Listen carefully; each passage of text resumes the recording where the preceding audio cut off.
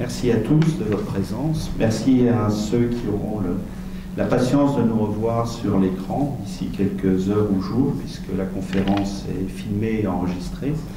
Donc, nous allons traiter aujourd'hui ensemble de sujets quelque peu anxiogènes, je vous l'accorde, puisqu'il s'agit de parler du décès, il s'agit de parler de la fin de vie altérée. Isabelle Rocoplo fera une intervention sur les mécanismes de protection à l'égard de ces situations. Alors évidemment, le propos n'est pas d'enlever les souffrances physiques et morales attachées à tels événements, mais limiter pour les proches, et dans la limite du possible, des contrariétés supplémentaires d'ordre patrimonial si la succession et la maladie n'ont pas été anticipées.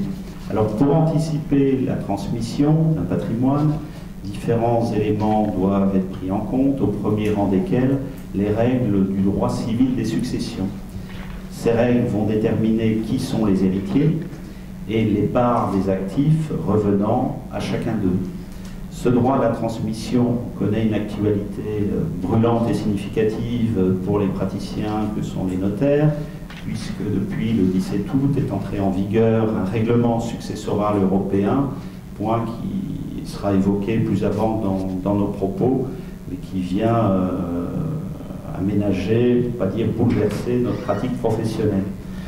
Alors, nous allons, si vous le voulez bien, dans un premier temps, faire l'état des lieux de ce que dit la loi, en clair, ce que dit actuellement notre Code civil. Si vous n'avez rien prévu, il s'agit de la succession ab attestate. Nous évoquerons ensuite comment aménager ce dispositif légal. Et mon propos tournera aujourd'hui autour du sujet du testament, pour enfin traiter des nouveautés liées à l'entrée en vigueur de ce fameux règlement successoral européen.